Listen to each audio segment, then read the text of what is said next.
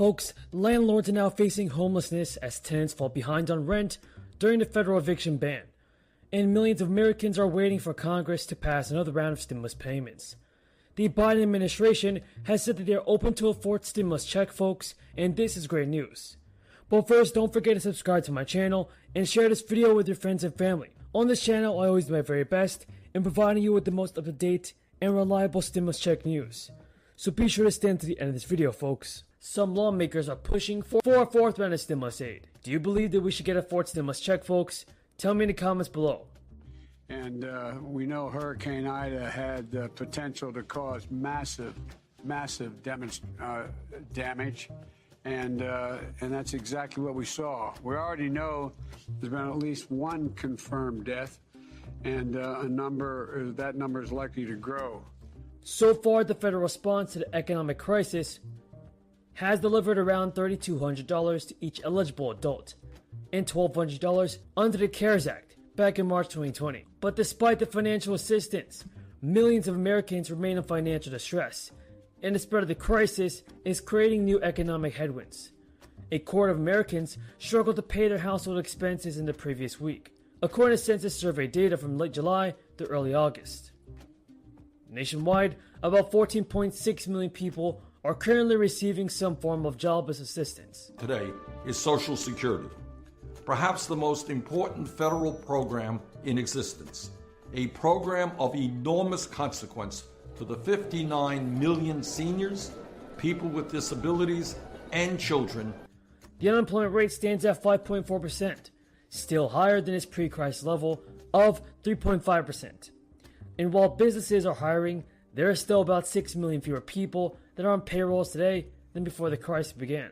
Folks, should the unemployment benefits be extended or should it be cut off? Tell me in the comments down below.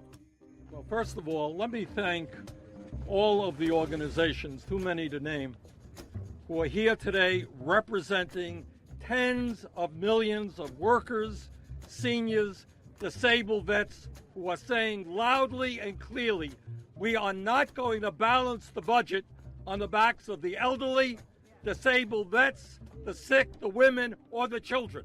When one out of four major profitable corporations. So folks, economists are signaling alarm over the spread of the crisis. And for many people, the latest round of $1,400 stimulus payments did not last long. And that's an issue that is on the minds of many Americans who continue to struggle with joblessness and a weak labor market. Indeed, more than 2.8 million people have signed the Change.org petition, started last year, that calls on lawmakers to pass legislation for recurring $2,000 monthly payments. Some lawmakers have picked up the idea.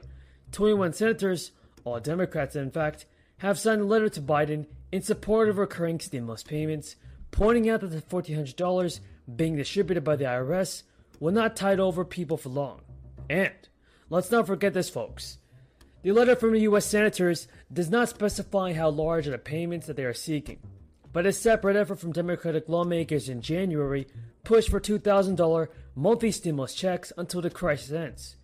Instead, the American Rescue Plan authorized $1,400 for each eligible adult and dependent. Some families received another form of stimulus aid on July 15th, when the IRS deposited the first of 6 monthly cash payments into bank accounts of parents who qualify for the CTC payments. Families on average received $423 in their first child tax credit payment. In addition, eligible families will receive up to $1,800 in cash through December, with the money parceled out in equal installments over the 6 months from July to December. The aid is due to the expanded child tax credit, which is part of President Biden's American Rescue Plan. Families who qualify will receive $300 per month, everybody, for each child under 6 and $250 for children between 6 and 17.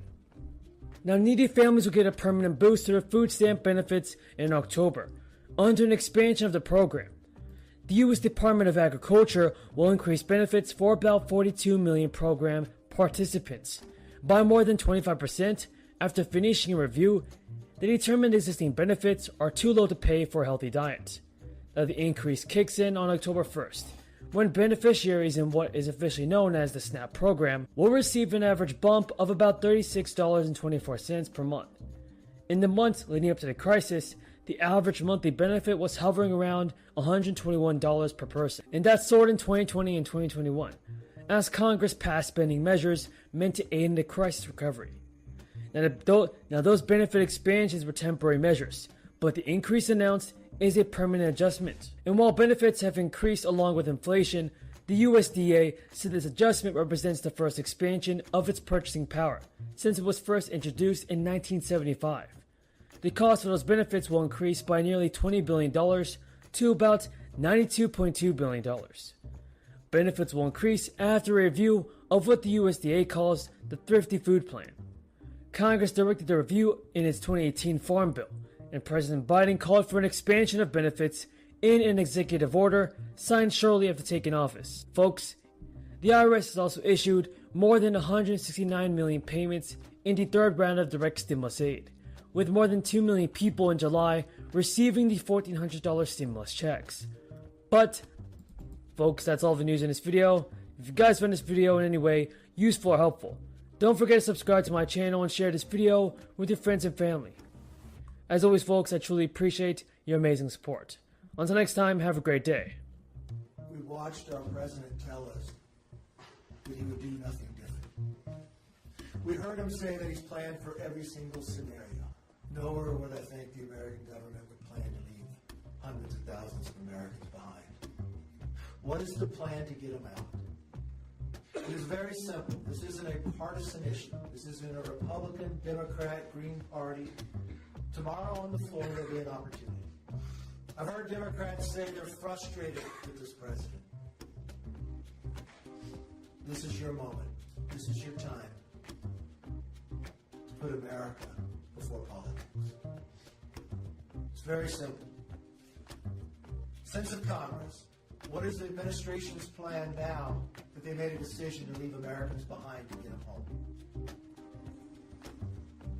Give us a briefing on what weaponry did we leave behind.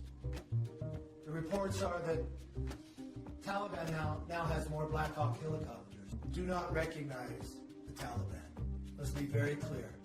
ISIS-K, Al-Qaeda, and Taliban are all just fruit from the exact same tree. No wad of cash delivered. I think that's what America expects from their elected officials.